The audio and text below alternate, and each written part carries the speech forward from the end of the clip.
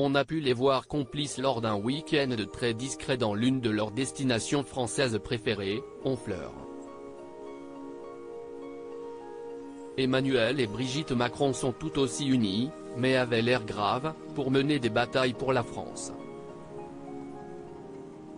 Ce 10 novembre 2022, le président de la République a ainsi lancé à Paris un projet capital aux côtés de son épouse si impliquée sur le sujet des enfants, un laboratoire pour la protection de l'enfance en ligne, réunissant une série d'acteurs internationaux.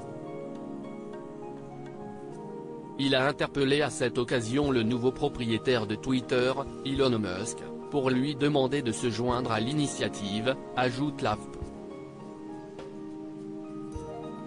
@Elon Musk, Will the bird protect our children? L'oiseau protégera-t-il nos enfants? A tweeté le chef de l'État en référence au célèbre logo du réseau social en forme d'oiseau bleu. À tous les volontaires, rejoignez-nous, a-t-il également suggéré sur Twitter à l'issue du coup d'envoi de l'initiative.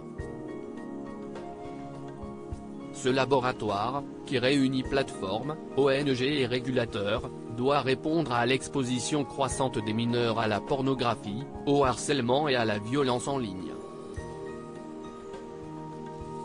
Il a été initié lors d'une réunion à l'Élysée avec des organisations non gouvernementales et des représentants des grandes plateformes numériques et moteurs de recherche, Meta, Microsoft, Google, TikTok. À l'occasion du Forum de Paris sur la paix. Les présidents argentins Alberto Fernandez et estonien Alar Kari ont participé également au lancement de cette initiative. L'espace numérique ne peut pas être un lieu de non-droit. Si est le combat qu'on a mené contre le terrorisme, qu'on mène contre les discours de haine en ligne.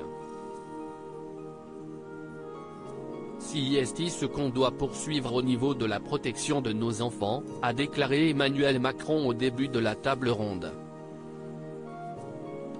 Ce laboratoire doit identifier les bonnes façons de réguler et de mieux protéger nos enfants en ligne, a souligné le chef de l'État, aux côtés de son épouse Brigitte, également mobilisée sur le sujet. Protéger nos enfants en ligne implique de mieux vérifier l'âge des utilisateurs, de mieux détecter et stopper les prédateurs sexuels, de mieux détecter et répondre au harcèlement, d'être plus efficace pour retirer les contenus, a-t-il détaillé sur Twitter. Il faudra notamment voir comment agir vite et de manière coordonnée entre les multiples plateformes numériques pour retirer les contenus pédopornographiques ou intimes qui ont été diffusés sans le consentement des mineurs et de leurs familles, a-t-il insisté durant la réunion.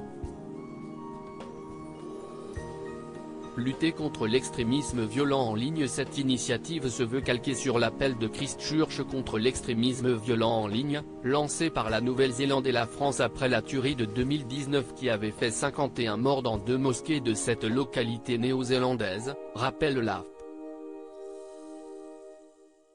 Les images prises par l'auteur de la tuerie étaient alors restées accessibles en ligne pendant plusieurs heures. L'appel a contribué à réformer le Forum mondial d'Internet contre le terrorisme, GIFC, afin d'accélérer le retrait des images en cas de crise.